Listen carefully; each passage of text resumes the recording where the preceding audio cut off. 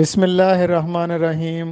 ظفر Iqbal Urdu academy باسلسلہ تعبیر ادب post number 3۔ پہلی معروضی ہے ابتہاج کے معنی بتانے ہیں۔ ابتہاج کا مطلب ہوتا ہے مسرت۔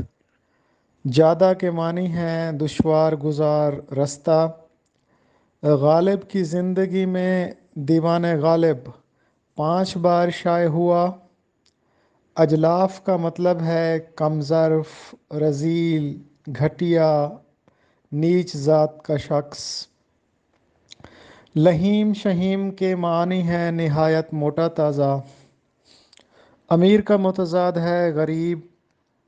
مشہور کی جمع ہے مشاہیر۔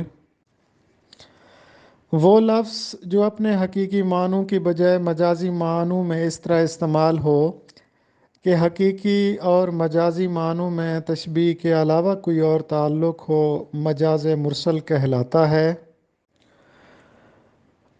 حسرت موہانی کا ایک مصرع ہے، وہ تیرا دانتوں میں انگلی دبانا یاد ہے۔ یہ حسرت کا مصرع ہے۔ اس مصرع میں علم بیان کی صورت مجاز مرسل کا استعمال ہوا ہے۔ مجاز مرسل کی 24 صورتیں ہیں، ان میں سے ایک صورت ہے کل بول کر جزو مراد لینا۔ درج بالا مصرع میں کل یعنی انگلی بول کر، جزو یعنی پور مراد لیا گیا ہے۔